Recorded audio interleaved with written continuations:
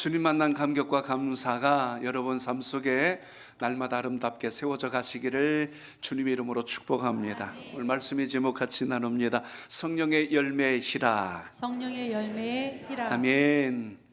오늘 여러분과 같이 기쁨이란 주제를 가지고 성령님이 우리에게 오시면 어떤 역사가 있는가, 이것을 함께 나누고자 합니다. 아침에 예배를 드리기 위해서 제 아내랑 교회로 이렇게 오고 있는데 제 집사람이 저에게 이렇게 질문을 했어요. 여보, 당신 요즘 행복해요? 하고 이렇게 묻는 거예요. 제가 그랬죠. 아유, 행복하지. 우리 좋은 우리 성도분들과 함께 예배할 수 있고, 또 우리 가정 이렇게 하나님 지켜주셔서 감사하고, 또 이렇게 사역을 한다는 게 얼마나 기쁜 일인지 나는 몰라요 하고 이렇게 이야기를 했어요. 그랬더니 뭐가 제일 행복해요? 하고 또 이렇게 묻는 거예요. 아니, 뭔 의도가 있어서 그럴까? 그래서 아니, 그냥 나는 행복하다니까 하고 좀 이렇게 이야기를 했어요. 제가 거꾸로 물었어요. 당신은 요즘 뭐가 행복한데? 하고 이렇게 물었어요. 집사람이 이렇게 얘기하는 거야. 당신이 내 옆에 있어서 너무 행복해. 그래갖고 제가 차를 돌려서 설악산으로 가려고 했어요. 항상 오늘 이 자리에서 예배하시는 여러분들이 함께 하셔서, 또 여러분의 가정에 사랑하는 가족들이 있다는 것, 또 교회에 오시면 이런 보고 싶은 우리 교우들이 있다는 것이 여러분 삶 속에 날마다 감사가 되시길 축복합니다. 2부 예배 때 인사할 거지만 미리 한번 인사해 볼까요? 제 옆에 앉아주셔서 살맛이 시작. 아멘. 그래요. 갈라디아서 5장 22절로 23절에 보면 성령의 열매에 관한 말씀 9가지 열매가 나옵니다. 우리 한번 읽어볼까요? 시작. 오래 참음과 자비와 양선과 충성과 온유와 절제니 이 같은 것을 금지할 법이 없느니라. 아멘. 그래서 오늘 여러분과 같이 성령의 두 번째 열매, 첫 번째는 사랑이요, 두 번째는 희락이라고 했는데, 이 희락이란 말이 바로 기쁨이란 뜻을 가지고 있습니다. 성령의 열매를 아는 것, 9가지 열매가 뭐라는 것을 아는 것과 그 열매를 맺는 것은 다릅니다.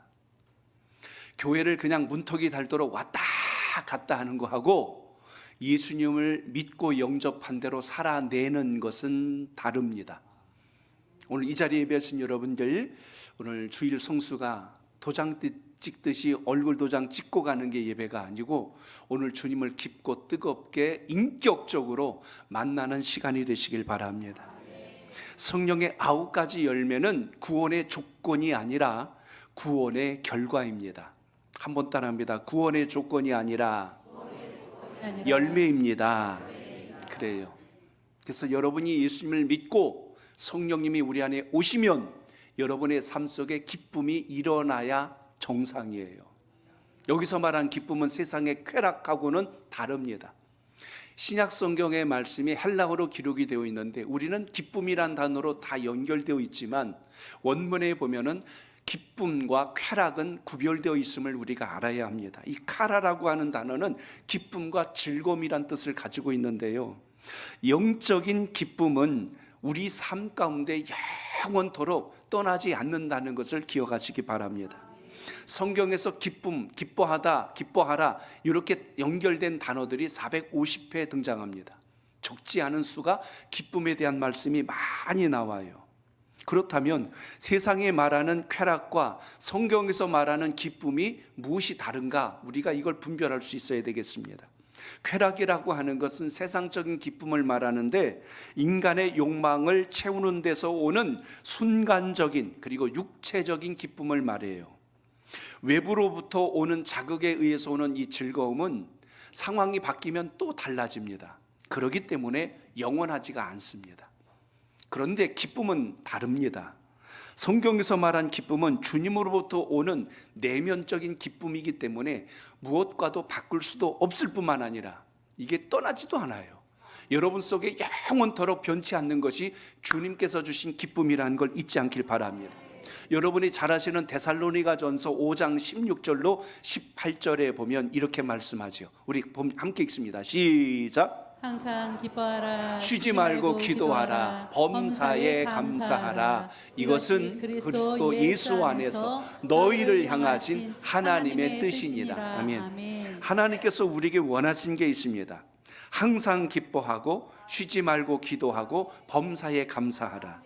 여러분, 우리 삶 속에 주님의 뜻이 뭡니까? 라고 복잡하게 묻지 말고 내가 지금 주님으로 인하여 기뻐하고 살고 주님 때문에 기도가 끊이지 않고 있으며 주님으로 인하여 모든 일에 감사할 수 있다면 여러분 안에 성령님이 지금 이 순간에도 일하고 계신다는 걸 잊지 않길 바랍니다. 예수님께서 성령님을 보혜사라고 말씀하셨어요. 보혜사란 말은 내 곁에서 나를 돕는 자란 말이고 영어 성경에는 원더풀 카운셀러라는 말을 사용합니다. 내 옆에서 가장 놀라운 말로 나를 위로하고 분별력을 주시고 지혜를 주셔서 세상을 헤쳐나갈 수 있는 능력을 주시는 그분, 이 좋은 분을 우리가 기억하지도 않고 믿지도 않고 신뢰하지 않는다면 몸은 말은 예수를 믿는다고 하는데 삶은 전혀 기쁨도 없고 감사도 없을 수밖에 없는 이유는 당연할 것입니다. 그렇기 때문에 오늘 주님께서 하신 말씀 항상 기뻐하라라는 이 뜻 안에서 여러분의 신앙의 기쁨이 회복될 수 있길 바랍니다. 어느 분이 그래요. 목사님 미친 것도 아닌데 24시간 어떻게 그러면서 살 수가 있어요. 그래요. 제가 가만히 보니까 미친 사람들은 암도 안 걸리더라고.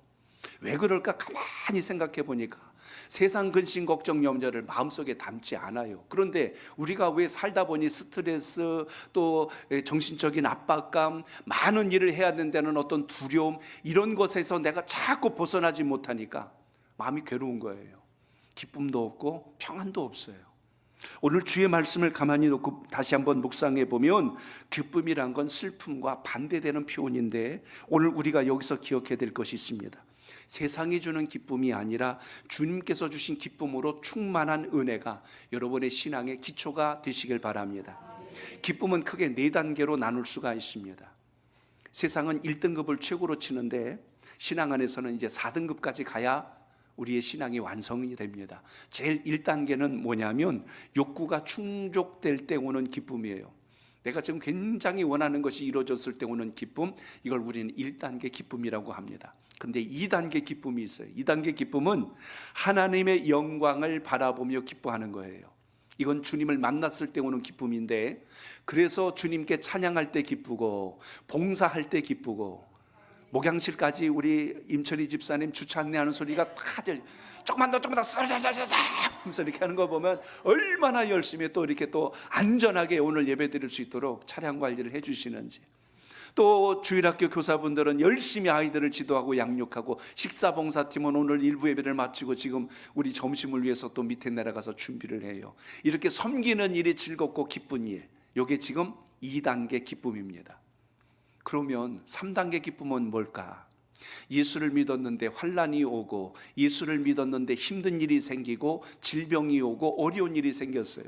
예수 믿었는데 왜 이런 일이 생기지? 그리고 시험 들어 넘어져서 나가 자빠져 버리면 하나님과 멀어져 버리죠.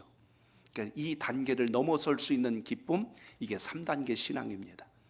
그러니까 내 가장 기본적인 채워지면 좋은 거, 그거는 수준이 1단계 수준이라는 이야기예요. 주님을 봉사하면서 감사하며 기뻐하면서 산다, 2단계 수준이다. 근데 환난과 시련이 와도 기쁨이 소멸되지 않는다, 3단계 신앙. 그럼 4단계는 뭐냐? 예수 그리스도로 인하여 언제나 하나님으로 인하여 즐거워할 수 있는 그 신앙과 믿음이 오늘 여러분의 믿음 되시길 바랍니다. 그러니까 어떤 시련이 와도 그게 나를 지배하지 않아요. 어떤 좋은 일이 생겼다고 해서 내가 우쭐거리거나 교만해지지 않아요. 그건 주님께서 주신 기쁨이 충만할 때 오는 역사라는 것입니다. 그렇다면 여러분, 기쁨에도 종류가 있다는 거예요. 가장 먼저는 내가 원하는 꿈이 이루어질 때 오는 기쁨이 있습니다. 그걸 성취의 기쁨이라고 우리가 말합니다. 또 하나는요, 깨달았을 때 오는 기쁨이 있어요. 새로운 지식을 얻었고 정보를 얻거나 지혜가 생겼을 때, 야, 내가 이렇게 이걸 알게 됐네, 야, 내가 이 어려운 걸 해결했네 해서 오는 어떤 성취감에서 오는 기쁨이 있습니다. 근데 또 하나가 있어요. 친밀감 때문에 오는 기쁨이 있거든요. 좋은 사람들과 같이 하고 함께 할 때 오는 행복감, 이걸 여러분 가족 안에서도 이루어지길 바랍니다. 여러분이 일하시는 일터에서도 있기를 축복합니다. 오늘 교회 공동체 안에서도 일주일 만에 저분을 또 만났네, 그리고 인상 쓰지 말고 주님 오늘 이렇게 행복한 우리 손목교회 가족들 만나게 해주셔서 감사합니다, 이런 신앙적 역사가 여러분 믿음 속에 있기를 바랍니다. 그렇기 때문에 희락이라고 하는 것은 내 인생에 고난이 오든, 내 인생에 시험이 오든, 내 인생에 환난이 왔을지라도 그것으로 인하여 내 인생이 무너지거나 망가지지 않는 힘, 오늘 이것이 주님께서 주신 기쁨이라는 것을 여러분 잊지 않길 바랍니다. 어느 직장에서 두 사람이 입사를 했는데요, 한 사람은 신나고 즐겁게 기쁘게 휘파람을 불면서 일을 합니다. 근데 다른 한 사람은요, 투덜이에요. 뭐든지 마음에 이건 이래서 막 원망하고 이건 이래서 불평하고 그렇게 투정하며 짜증내면서 일을 했어요. 월급날이 됐습니다. 사장님이 이제 월급을 주게 됐는데 휘파람을 불며 일한 직원에게는 더 많이 줬어. 그리고 불평하며 일한 그 직원에겐 그냥 측정한 대로 그냥 주었어요.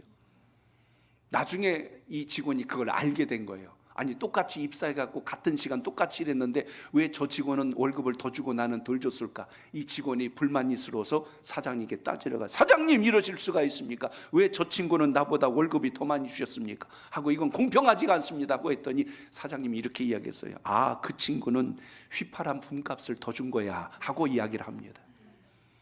무슨 의미인지 이해하실 거예요. 신앙생활도 그렇습니다.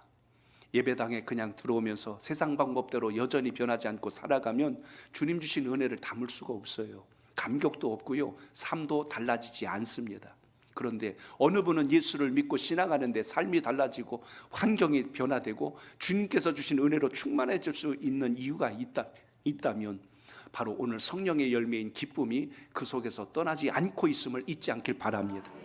24시간 우리가 하하거리며 살 수는 없는 건 맞습니다. 그런데 틀려요. 왜 틀리냐면 주님을 생각하면 내 인생에 어떤 환경이 와도 주님의 뜻을 알기 때문에 그것으로 인하여 결코 쓰러지지 않음을 잊지 않길 바랍니다. 오늘 우리가 읽은 본문 속에도 보시면 빌립보서 4장 4절에 이렇게 말씀했어요. 우리 같이 읽습니다. 시작. 주 안에서 항상 기뻐하라. 내가 다시 말하노니 기뻐하라. 아멘. 그냥 기뻐하라고 하지 않고 어디에서? 주 안에서, 그리스도 안에서, 주님 안에서 주신 기쁨은 세상 것과 같지 않기 때문에 이 기쁨이 우리 속에 있어야 진짜 기쁨이 된다고 말씀합니다. 살다 보면 우리가 기쁜 일 물론 만날 수 있어요. 투자했던 사업이 갑자기 2배로 올라서 이윤을 남겼을 때 기쁠 수 있습니다. 원하던 시험에 합격을 하면 기쁠 수 있고요, 회사에서 승진을 하면 기쁠 수 있습니다. 사업 매출이 2배로 늘어났다, 기쁠 수 있어요. 그러나 그런 기쁨이 순간적인 기쁨이지 영원할 수 없는 것은 계속 그런 기쁨은 변하거든요. 달라진다는 이야기입니다. 그래서 오늘 우리는 주님께서 주신 것을 기쁨으로 삼을 때 비로소 우리의 삶의 본질, 행복의 가치가 살아난다는 것을 잊지 않길 바랍니다. 지난 금요일 전교인 수양회를 다녀왔습니다. 공휴일이다 보니까 유달리 또 이렇게 올해는 많은 분들이 지방으로 내려갈 줄 몰랐어요. 목적지를 내비게이션으로 딱 검색을 했는데 같은 장소로 136대가 지금 이동하고 있습니다 하고 이렇게 뜬 걸 제가 봤어요. 아니나 다를까 2시간 10분이면 도착할 그 거리를 우리는 장장 6시간 만에 도착을 했어요. 6시간 만에 도착을 했어요. 안 가신 분들 표정이 너무 밝아지는 거야. 아이고, 안 가길 잘했네. 그래요. 그래요. 안 가길 잘한 게 아니라 그 내려가는 시간 동안 6시간 동안 차 안에서 뭘 했을까? 1호차를 저하고 제 아내랑 같이 이제 이렇게 내려가는데 이렇게 가다가 이거 끝도 없을 것 같아요. 그래서 막 이제 넌센스 퀴즈도 막 이렇게 좀 생각해서 좀 적어봤고, 그리고 장기자랑도 하고 뭐 이렇게 또 뭐죠 그 뭐요 포토제닉 상도 주겠다 막 이렇게 해가지고 이제 미리 이제 오늘 일정에 대해서 이렇게 좀 소개를 했어요. 그리고 1호차에서는 거의 한 1시간 반 이상 이제 이렇게 제가 잠을 안 재웠어요. 그냥 가서 이렇게 마이크를 그냥 막 입에다 집어넣어가지고 얘기 좀 하라고, 그 찬양도 하라고 막 이렇게 해가지고 한 바퀴를 다 돌면서 이렇게 했고, 또 재밌는 퀴즈도 좀 내서 전혀 성경인데 성경적이지 않은 퀴즈를 냈어요. 근데 다들 그냥 신비롭게 또 잘 맞히시더라고. 그래서 이렇게 해가지고 상도 주고 막 이렇게 하면서 하고 막 웃다 보니까 거의 한 3시간 넘게 이제 시간을 이렇게 쫙 이렇게 갔어요. 근데도 차가 아직 도착을 안 한 거예요. 그래서 이제 이러면 안 되겠다 싶어서 제가 궁금해서 이제 잠깐 휴게실에 들려서 화장실에 들리는 사이에 제가 2호차로 좀 넘어갔어요. 그래서 2호차로 좀 제 상황을 좀 딱 근황을 보려고 했는데 딱 탔는데 분위기가 음산한 거예요. 이렇게 딱 그래서 물어봤어요. 오는 동안 4시간 동안 뭐 했냐 그랬더니 전부 잤다는 거예요. 그냥. 이거 수면실로 온 거야. 그냥 여기서 내놓는 동안 내리 수면실에서 오신 거예요. 그래서 그래 갖고 주무시는 분들은 그래서 정신을 좀 차리고 좀 즐거운 시간을 만들어야 되겠다 싶어서 1호차와 똑같이 제가 그렇게 시간을 냈습니다. 그래서 찬양도 하고 또 게임도 하고 막 이렇게 해가지고 그 남은 시간을 이렇게 보냈어요. 상금 건다니까 눈빛이 달라지더만 다 가지고 열심히들 해서 또 2호차도 즐겁고 행복하게 이렇게 왔어요. 여행을 할 때 제가 느낀 게 있습니다. 여행은 여러분 좋은 사람들과 하시길 축복합니다. 그러면요 6시간이 아니라 6일을 가도 행복해요. 계속 행복합니다. 경치가 좋아서 행복한 게 아니라 함께해서 행복한 거예요. 이번 행사 다녀온 걸 제가 이따 영상으로 짧게 한 2분짜리로 압축했는데 배경은 안 보이고 사람만 보인다니까 다 그래서 이렇게들 잘 다녀오셨구나 하고 그게 참 저는 감사해요. 그래서 여러분 오늘 우리가 나눠야 될 가장 귀중한 게 있다면 예배도 여러분 주님 앞에 행복하게 드리시길 바랍니다. 그리고 여러분 마음속에 기쁨이 무너지지 않는 역사가 있기를 축복합니다. 어느 사회학자가요 인생의 성장기에 따라 기쁨이 다르다는 것을 이렇게 글에서 읽었습니다. 유아기 때는 엄마 품에 있을 때가 제일 기뻐요. 그냥 엄마 품에 안겨 있을 때가 제일 행복한 게 아이들 때입니다. 그러니까 놀 때 옆에 엄마가 보고 있어야 행복하지 엄마가 안 보면 불안한 게 아이들입니다. 근데 조금 크면 달라집니다. 5세에서 6세까지는 장난감 쥐어주면 행복해요. 그것 가지고 노느라고 정신이 없다니까 그게 제일 행복합니다. 그리고 조금 성장해서 10살에서 12살쯤 되면 나가서 노는 게 제일 행복해요. 그때 애들 이야기는 누구야 놀자 이게 제일 좋은 거예요. 그러니까 나가서 놀면 하루 가는지도 모르고 신나서 즐겁게 그 시간을 보냅니다. 17살에서 20세까지는 이성과 데이트할 때가 설레고 즐거운 거예요. 그래서 그 시기 때는 이런 교제를 나눌 수 있도록 정서적 안정감이 필요한 시기라는 이야기죠. 30대에서 40대까지는 일을 통해서 오는 기쁨이 큽니다. 성취감. 내가 뭘 했다는 그 성취감이 굉장한 어떤 자부심과 뿌듯함을 얻게 합니다. 50대가 되면 제 명예입니다. 명예를 얻을 때 그때는 기뻐요. 그리고 60대가 넘었으면 맛있는 걸 먹고 함께 교제하며 즐길 때 가장 기뻐한다. 이게 보통 일반적인 사회에서 이야기하는 기쁨의 모습입니다. 근데 제가 뭘 봤냐면 세상에서 주는 기쁨이라는 것은 때에 따라 다르구나. 일관성이 없어요. 근데 주님께서 주신 기쁨은 어려도 나이가 많아도 똑같은 사실을 여러분 기억하시길 바랍니다. 그게 성령을 통해서 오는 주님의 기쁨이 바로 그거예요. 성경을 잘 보세요 여러분. 삭개오, 세리장이었던 삭개오가 예수님이 여리고로 지나가신다는 말을 듣고 속히 그 주님 만나려고 갔는데 사람이 너무 많아서 나무 위로 올라갔어요. 돌 감람나무 위에 올라가서 주님께서 지나가시는 걸 이렇게 쳐다보고 있는데 주님께서 이름을 부르는 거예요. 삭개오야 내려와라. 얼마나 놀랬을까를 생각해 보세요. 처음 만난 거예요. 통성명을 한 것도 아닌데 이름을 부르니 얼마나 설렜을까요? 근데 다음 말로 인하여 삭개오가 감동을 받습니다. 내가 오늘 너의 집에 유하여야 하겠느니라. 너희 집에 내가 들어가겠다는 거예요. 그동안 삭개오는 세리장을 하다 보니까 사람들이 너무 싫어한 거야. 저 세금쟁이, 저 세금만 걷어내고 저 아주 도둑놈 같은 놈. 별소리를 다 하면서 아무도 가까이 하지 않았는데 심지어 예수님께서 자기 이름을 불러주셨을 뿐만 아니라 집에 들어가시겠대요. 예수님을 만나고 삭개오가 너무나 은혜를 받고 기뻤던 겁니다. 기쁘니까 뭐라고 그래요? 예수님, 제 것을 가지고 가난한 자들에게 나눠주겠습니다. 제 재산의 반을 나눠주겠습니다. 혹시라도 내가 다른 사람의 것을 속여서 빼앗은 게 있으면 제가 4배나 쳐서 갚겠나이다. 성경에는 2배 갚으라고 했는데 삭개오가 너무 기쁘니까 몇 배? 4배를. 그동안엔 돈이 자신의 기쁨이고 전부였어요. 근데 예수님 만나니까 이게 전부가 아니란 걸 아는 거예요. 여러분 주님 만나면 여러분이 그렇게 죽고 못 살게 붙들었던 게 별로 의미 없다는 것을 비로소 알게 됩니다. 그래서 오늘 여러분 주님 만난 기쁨이 최고라는 것을 오늘 기억하시고 그 믿음이 여러분 속에 있기를 축복합니다. 그렇게 변화된 게 삭개오예요. 뭘 알았기 때문에 주님을 만나고 기쁨을 아니까 인생의 가치가 달라집니다. 초대교회 성도들을 보십시오. 모였을 때 기도하고 예배만 드린 게 아니라 그들이 떡을 나누고 쓸 것을 서로 나누어 주었더라라고 돼 있어요. 초대교회 성령이 충만하니까 무슨 일이 벌어지냐면 주는 기쁨을 알게 된 거예요. 나누는 기쁨을 알게 된 거예요. 내 건 누가 가져가나 해가지고 그냥 도끼 눈을 뜨고 있는 게 아니라 내 걸 좀 더 가져가라고 자꾸 퍼주고 나눠주면서 함께 행복해하는 것을 보고 박수를 쳐주는 거예요. 아구 저분이 이제 울던 걸 눈물을 그쳤네, 아구 저분이 이제 웃고 있네 하면서 이렇게 즐거워하는 거예요. 무엇이 많으니까? 성령님이 오시니까. 여러분 안에 주님의 은혜가 이렇게 있기를 축복합니다. 누가복음 15장에 보면 집 나간 탕자 이야기가 나와요. 근데 이 탕자가 집에 돌아왔어. 성경에 보면 그렇게 안 써 있는데 우리는 돌탕이라고 그러잖아. 돌아온 탕자라고. 돌아왔는데 여러분 대부분 이 정도 상황이 되면 아버지가 어떻게 해요? 이놈의 자식 집안 재산 말아먹고 들어왔어, 몽둥이 가져와. 그래갖고 완전히 작사를 낼 겁니다. 근데 이 아버지가 아들이 돌아오니까 너무 기쁜 거예요. 성경에 보면 다른 말 없습니다. 너 어디다 썼는지 영수증 가져오란 말도 없어요. 이렇게 이야기합니다. 내 아들이 살아왔어서 나는 너무 기쁩니다. 내 아들이 살아와서 너무 즐겁다고 잔치를 벌이는 거예요. 생명이 살아온 것만 봐도 기뻐서 잔치를 벌이는 것이 하나님의 나라라는 것을 여러분 잊지 않길 바랍니다. 그렇기 때문에 주님의 은혜가 충만한 곳에 뭐가 있어요? 용서가 있고 사랑이 있고 화목이 넘치는 것. 여러분의 가정에도 우리 심령에도 이런 은혜가 함께 하시길 축복합니다. 수가성 우물가의 여인이, 그 사마리아 땅에 살던 이 여인이 남편이 5이나 있고 모든 사람들이 수군거리며 자기를 좋아하지 않는 걸 알고 사람들이 물 길러 오지 않는 가장 뜨거운 정오에 낮 시간에 물을 길러 물동이를 가지고 왔어요. 그 자리에 누가 계셨어요? 예수님이 계신 거예요.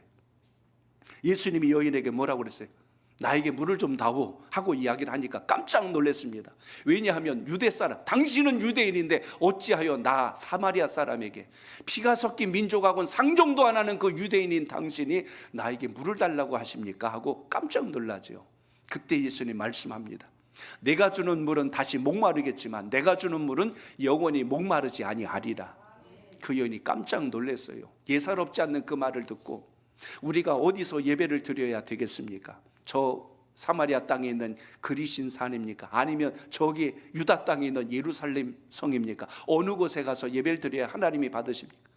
하나님은 영이시니 신령과 진정으로 예배하는 자가 진정 예배자라고 말씀하신 것처럼 우리의 신앙과 삶이 장소의 문제가 아니라 어디에서 어떤 마음으로 드리냐가 참으로 중요하다는 것을 여러분 기억하시길 바랍니다.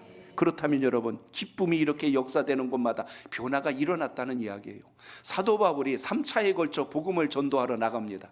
가는 곳마다 현수막 걸고 팡파레 불고 레드카펫도 깔아준 게 아니라 돌맹 팔매질, 매질을 당하고 감옥에 갇히고 욕을 먹고 침을 뱉음 당하고 춥고 어두운 감옥에 갇히는 어려움과 시련이 있는데도 바울이 오늘 이 빌립보서를 기록할 때도 옥중에서 이 편지를 씁니다.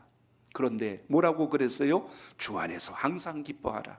내가 다시 말하노니 기뻐하라.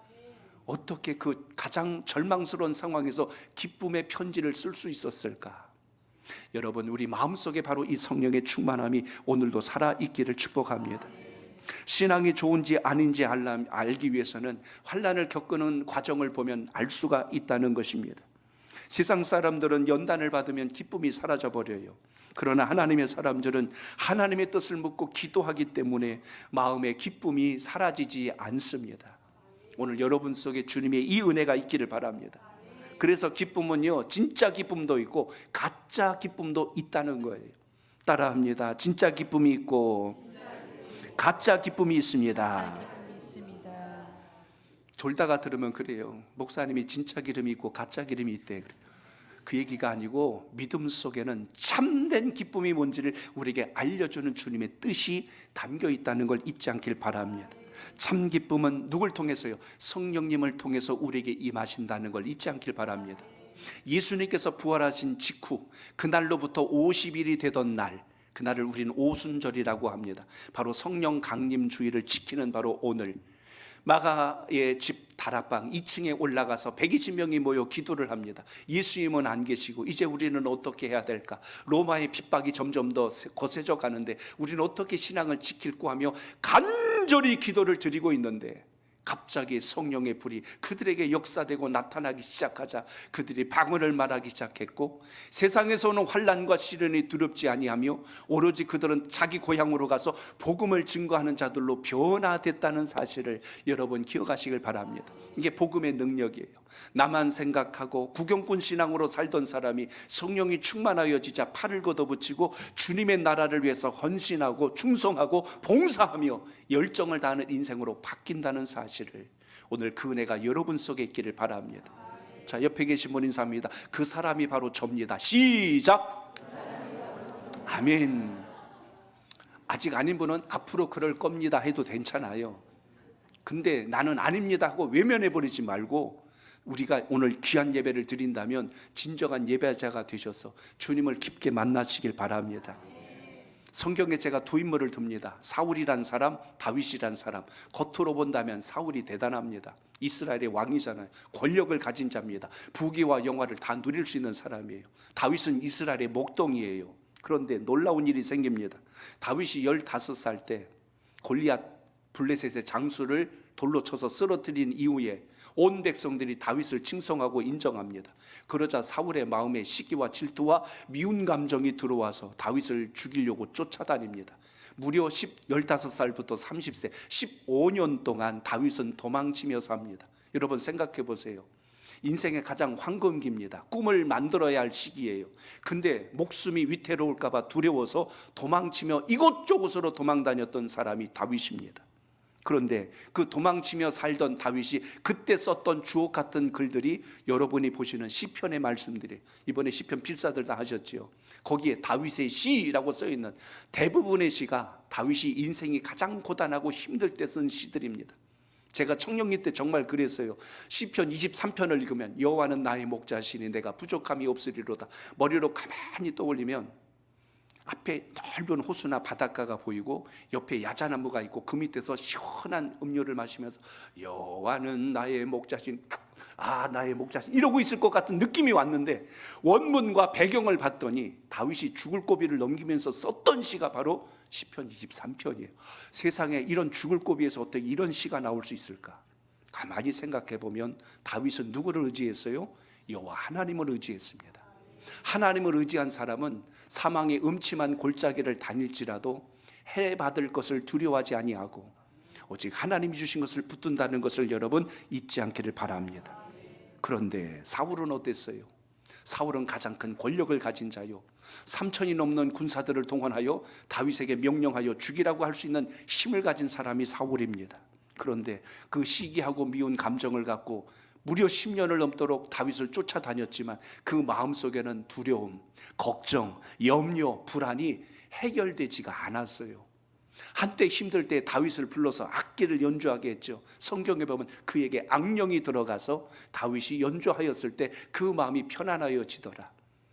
그런데 그 기쁨이 오래가지 않는 이유는 사울이 여호와 하나님의 은혜를 마음속에 담지를 못하니까 그 기쁨이 오래가지를 못합니다. 그래서 오늘 이 예배를 통해서 성도 여러분, 우리가 어떻게 하면 이 성령의 열매인 기쁨을 유지할 수 있을까? 저를 따라합니다. 예배가 회복되어야 합니다. 회복되어야. 아멘. 예배 늦지 않기를 바랍니다. 그리고 일찍까지 않길 바랍니다. 예배는 처음부터 끝까지 하나님께 영광 돌리기 위하여 드린다는 걸 잊지 않길 바랍니다. 내 만족으로 드리는 게 예배가 아니고 하나님께 영광을 돌리는 것, 그게 예배입니다. 그렇기 때문에 주일 성수했다고 나를 만족하는 게 아니라 주님 오늘 예배를 통해서 주님 영광 받아 주시옵소서. 오늘 예배를 통해서 하나님의 은혜를 붙들고 살아갈 수 있는 힘을 공급하여 주시옵소서. 이런 사모하는 관계 속에서 예배가 이루어지기를 바랍니다. 코로나 때 우리가 예배를 이 현장에서 드리지 못해서 얼마나 힘들었어요. 그때 영상 예배를 드리면서 제가 들었던 이야기 하나가 있습니다. 어느 집사님 그래요. 집에서 화면을 보고 예배를 드리면 몸은 편한데 마음에 기쁨이 없어요. 그래요. 마음에 기쁨이 없어요. 우리 강경 권사님 저쪽 지금 서구 쪽에 사시는데요, 금요기도를 그렇게 하고 싶은데 거리 때문에 때로는 못 올 때가 있어서 집에서 이렇게 화면으로 예배를 드릴 때가 있대요. 그런데 거기 워낙 아파트 숲들이 이렇게 있다 보니까 전파가 잘 안 잡히다 보니까 제 얼굴이 나왔다가 버벅거렸다가 끊겼다가 막 이러니까 얼마나 답답한지 그냥 가서 예배 드릴 거라는 그런 마음이 들더래요. 그래서 결정을 했어요. 이사 오기로. 그래서 올 거예요. 거기 집 내놨어. 이미 새 집인데. 오늘 여러분, 현장에서 드리는 예배, 전심을 다하여 드리는 예배, 그 속에서 주님을 인격적으로 만나는 역사가 있기를 축복합니다. 그렇기 때문에 오늘 주님 안에서 우리가 무엇이 회복되어야 됩니까? 예배가 회복되어야 하는데, 오늘 이것은 여러분 신앙의 가장 기본적인 축이 되지만 우리 전부를 움직이는 능력이라는 것도 여러분 잊지 않기를 바랍니다. 성경에서 하나님을 잘 섬겨서 복받은 인물 몇 사람만 듭니다. 여러분, 아브라함 아시지요? 아브라함이 집에 있을 때요, 하나님의 천사가 소돔성을 심판하기 위하여 천사 셋이 그 앞을 지나가게 됐어요. 아브라함이 그걸 보고 앞으로 나와가지고, 아이고 우리 집에 오셨습니까? 그리고 어떡합니까? 몸을 굽혀 맞이하여 물을 준비하고 그들의 발을 씻긴 후에, 성경에 보니까 가장 좋은 밀가루와 버터를 준비하여 송아지를 잡아서 음식을 공개하며 섬겼더라. 극진히 섬겼어요. 그랬더니 그들의 입에서 나온 말이 무엇이냐면, 이 집에 이제 아들을 주실 것이니라. 하나님께서 자녀를 주신대요. 그동안 자식이 없이 살던 이 집안에 자식을 주는데, 앞으로 그 자녀를 통하여 하나님께서 큰 일을 하실 거라는 것을 그 집에 축복의 말씀을 전해 줍니다. 그리고 너의 이름을 이제 아브람이 아니라 아브라함이라고 하라. 그의 이름을 바꿔주는 역사가 일어납니다. 열국의 아버지가 된대요. 그러니까 하나님 은혜 안에서 믿음을 경험하고 은혜를 받게 되면 여러분의 인생을 지금보다 갑절로 변화시키는 것이 하나님의 역사라는 것을 잊지 않길 바랍니다. 우리 자녀들을 여러분 예배자로 양육하시기 바랍니다. 학원 하나 더 가고 유학 한 번 더 가고 좋은 것 많이 먹었다고 출세하고 성공하는 게 아니라, 하나님 손에 붙들린 자녀를 하나님께서 인생을 역전케 하시고 세우신다는 걸 잊지 않길 바랍니다. 왜냐하면 이 세상의 모든 질서와 섭리는 하나님의 주권적 섭리 속에 있다는 걸 잊지 않길 바랍니다. 무명한 자를 들어서 유명한 자로 만드는 게 하나님이시지 세상의 학식이 아니란 걸 여러분 아셔야 돼요. 그렇기 때문에 오늘 주님 말씀 통하여 먼저 기억하십시오. 하나님의 은혜를 경험하는 사람이 누군가, 진정한 예배자를 통해서 역사가 일어남을 잊지 않길 바랍니다. 열왕기하서 4장 8절로 37절까지 보시면 거기 수냄 여인 이야기가 나와요. 당시 엘리사 선지자를 수냄 여인이 극진히 공개합니다. 그를 통하여 선지자로서 사역할 수 있도록 자기 집에 방을 하나 내주었어요. 목양실을 하나 내주었어요. 그리고 거기 방을 만들고 침상도 내주고 책상도 준비해주고 의자도 준비해주고 거기서 쉴 수 있도록 모든 걸 다 섬깁니다. 극진한 대접을 받았을 때 엘리사가 이 집에 무엇이 필요한가를 봤더니 이 집도 자식이 없네. 그래서 축복 기도를 합니다. 하나님께서 이 집안에 아들을 줄 것이다, 자녀를 줄 것이다. 그런데 하나님이 그 집에 자녀를 주셨어요. 얼마나 기뻤을까요? 하나님 감사합니다. 근데 얼마 지나지 않아서 이 아이가 머리가 아프다고 하더니 갑자기 죽어버렸어요. 엘리사가 어느 날 신방을 돌면서 사역하다가 이 집을 지나가는데, 이 집에 별일 없지요? 편안하지요? 했더니 얼굴 안색이 안 좋은 거예요. 그때 기도해 주시고 주신 그 아이가 지금 죽어서 지금 누워있나이다. 어디냐 하고 알아봤더니 지금 집안에 있는, 그걸 엘리사가 있는 그 방으로 옮겨서 거기서 엘리사가 기도를 합니다. 간절히 기도하고 또 기도하여서 하나님께서 기적을 베풀어 주셨는데 죽었던 그 아이가 다시 살아나는 역사를 허락하셨다는 것을 믿으시기 바랍니다. 제가 단순히 죽고 사는 문제만 이야기하니까 그건 그거고요 할 것 같지만, 우리가 살다 보면 죽을 것 같은 일이 한두 가지예요. 돈 때문에, 사람 관계 때문에, 질병 때문에 수 없는 일들이 우리 삶 가운데 위기 앞에 설 때가 많습니다. 그런데 중요한 것은 하나님 앞에 우리가 어떻게 서 있느냐에 따라서 하나님은 우리의 모든 환경을 바꾸시고 일으키시는 분이라는 사실을 여러분 잊지 않기를 바랍니다. 그러므로 예배가 왜 중요한가를 기억하셔야 합니다. 얼굴 도장 찍고 가는 게 예배가 아니고, 이 시간은 여러분이 하나님의 은혜를 풍성히 받을 뿐만 아니라 성령의 충만함을 통하여 승리하는 영적 비결을 붙드는 기회라는 것을 잊지 않길 바랍니다. 이사야서 35장 10절에 보니까요 이렇게 말씀합니다. 우리 같이 읽습니다. 시작. 받은 자들이 돌아오되 노래하며 시온에 이르러 그들의 머리 위에 영원한 희락을 띠고 기쁨과 즐거움을 얻으리니 슬픔과 탄식이 사라지리로다. 아멘. 여호와의 속량함을 받은 자, 여호와를 통하여 죄사함을 받은 자, 구원함을 받은 자들이 주님 앞에 왔어요. 노래하며 그들이 감격하고 있을 때 하나님께서 어떻게 해요? 슬픔과 탄식이 사라지도록 역사하셨더라. 여러분 삶 속에 슬픈 일이 있고 탄식할 일이 있으면 사람 붙들고 하소연하지 말고 주님 앞에 예배하고 기도할 수 있기를 바랍니다. 우리에게 기도의 특권을 주셨잖아요. 왜 그것을 사용하지 않습니까? 누구를 만나도 해결할 수 없는 것을 주님께서 역사하시겠다고 약속해 주셨는데 왜 이것의 귀함을 우리가 모를까요? 오늘 이 은혜가 여러분의 믿음 속에 체험되고 소생할 수 있기를 축복합니다. 저를 따라합니다. 기쁨은 하나님을 영광스럽게 합니다. 하나님을 영광스럽게 합니다. 요한복음 15장 11절을 읽어봅니다. 시작. 요한복음 15장 11절 시작. 내가 이것을 너희에게 이름은 내 기쁨이 너희 안에 있어 너희 기쁨을 충만하게 하려 함이라. 아멘. 내가 이것을 너희에게 이름은, 너희에게 말하는 것은, 너희에게 전하는 것은 하고 지금 오늘 시작합니다. 너희 안에 그 기쁨이 충만하게 하려 하심이라. 여러분 주님 말씀을 가까이 하시길 바랍니다. 요한복음 15장 8절에도 이런 말씀이 있어요. 시작. 너희가 열매를 많이 맺으면 내 아버지께서 영광을 받으실 것이요 너희가 내 제자가 되리라. 아멘. 그래서 여러분 우리가 믿음을 따라 살고 여러분의 삶 속에 주님의 기쁨이 드러나는 순간 하나님께서 영광 받으신다는 것을 잊지 않길 바랍니다. 시장에 가면 과일이 색깔이 예쁜 게 있어요. 색깔도 예쁘고 모양도 참 예쁩니다. 근데 속이 안 익었어요. 그럼 이 과일은 아닌 거예요. 겉모습이 아무리 예쁘고 색깔도 예뻐도 속이 익지 않으면 이 과일은 못 먹습니다. 안 된다는 거예요. 신앙도 그래요. 신앙의 연수를 자랑하고 자기의 모든 가진 것들을 아무리 자랑하고 몇 대 신앙을 자랑해도 그 속이 익지 않으면, 그 속이 주님 편에 서지 않으면 그거 아니라는 거예요. 오늘 이 시간 여러분 주님의 기쁨이 여러분 안에 있기를 바랍니다. 자꾸 세상의 기쁨을 집어넣으려고 하지 말고 주님의 기쁨이 충만하시길 바랍니다. 이번 주 로또 돼야 되는데 그런 기쁨이 아니라 주님께서 주신 그 기쁨은 무엇과도 바꿀 수 없는 가장 귀한 것인 것을 여러분 기억하시길 바랍니다. 베드로전서 4장 13절 보세요. 시작. 오히려 너희가 그리스도의 고난에 참여하는 것으로 즐거워하라. 이는 그의 영광을 나타내실 때에 너희로 즐거워하고 기뻐하게 하려 함이라. 아멘. 어려움이 있고 고난이 있을 수 있습니다. 그게 잘못된 게 아니라 그걸 통해서 여러분을 강하게 일으키시는 주님을 꼭 만나시길 바랍니다. 이왕이면 여러분 무쇠보다는 단련된 쇠가 훨씬 더 가치 있는 곳에 세워진다는 걸 잊지 말고 그 은혜가 있기를 바랍니다.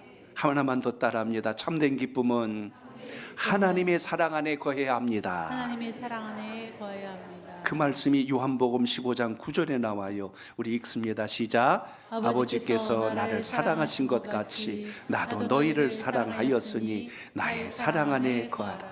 아멘. 주님 안에 거하시길 바랍니다. 주님을 날마다 생각하고 묵상하시기 바랍니다. 자꾸 세상 것으로 고민하고 염려하고 머리끈 질겨매고 고민하지 말고 주님의 은혜가 충만하시길 바랍니다. 미국 성인 10명 중에 1명이 복용한다고 하는 항우울증 치료제가 있어요.